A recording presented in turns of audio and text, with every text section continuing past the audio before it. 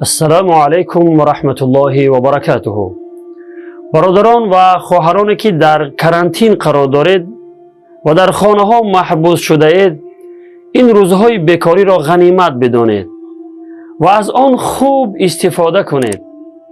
متاسفانه بعضی برادران و خواهران این روزهای کرانتین را به تماشای فیلم های مبتذل و بی‌حیایی و نوارهای شیطانی می‌گذرانند. زیغ میشویم گفته در شبکه‌های اجتماعی با همدیگر صحبت‌های محرمانه می‌کنند و برای همدیگر رسم و نوارهای حرام می‌فرستند و سخنان شهوت انگیز می‌نویسند. العیاذ بالله. این است حال زنان و مردان امروز که دعوای مسلمانی می‌کنند. برادران و خواهران عزیز، از چنین کارهای شیطانی پرهیز کنید و بیش از این الله را به غضب نآرید.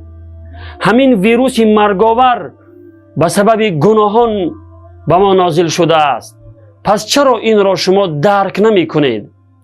البته که محبوس شدن در خانه ها برای انسان ناخوش و ناگوار است، ولی برای ما یک فرصت خیلی بزرگی است که می توانیم کارهایی را انجام دهیم که در دیگر روزها از جهت مشغول شدن به کار و بار زندگی نمی توانستیم انجام دهیم. می توانیم با ذکر و دعا، استغفار و مناجات و نماز شب رو به درگاه الله بیاوریم. نمازهای قضا را ادا نماییم که از جهت غفلت و سستی ترک کرده ایم.